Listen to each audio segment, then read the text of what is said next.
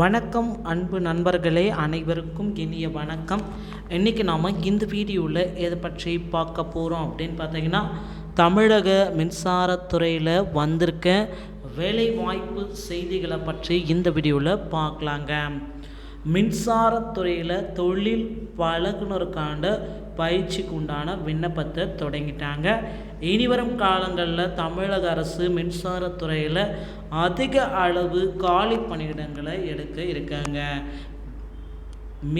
மின்சார மீட்டர் கணக்கெடுப்பாளர் உள்ளிட்ட பணிகளை உடனடியாக நிரப்ப புதிய அறிவிப்பை மின்சார வாரியம் அறிவிச்சிருக்காங்க.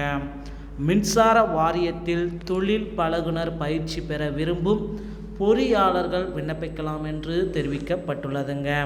இது தொடர்பாக தமிழ்நாடு மின்சார உற்பத்தி பகிர்மான கழகம் வெளியிட்டுள்ள அறிவிப்பில், தமிழ்நாடு மின் உற்பத்தி மற்றும் பகிர்மான கழகம், மின் தொடரமைப்பு கழகம் ஆகியவற்றில் 500 பொறியாளர்களுக்கு பட்டம் டிப்ளமோ ஓராண்டு காலத்திற்குள் தொழில் பழகுனர் பயிற்சி வழங்கப்பட உள்ளதுங்க.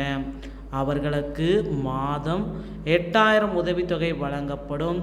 இதில் சேர விரும்புவோர் MHDRDNATS என்ற இணையதளத்தில் தேசிய பழகுனர் திட்டம் பதிவு செய்திருந்தால் மூலம் விண்ணப்பிக்கலாம். இல்லாவிட்டாலும் https://nats.education.gov என்னும் இணையதளத்தில் பதிவு செய்து அதில் டான்ஜென்கோவை தேர்வு செய்து பிப்ரவரி 20 விண்ணப்பிக்கணும். அதன் பின்னர் பிப்ரவரி 26 boat/srp.com இணையதளத்தில் தரவரிசை பட்டியல் வெளியாகும்.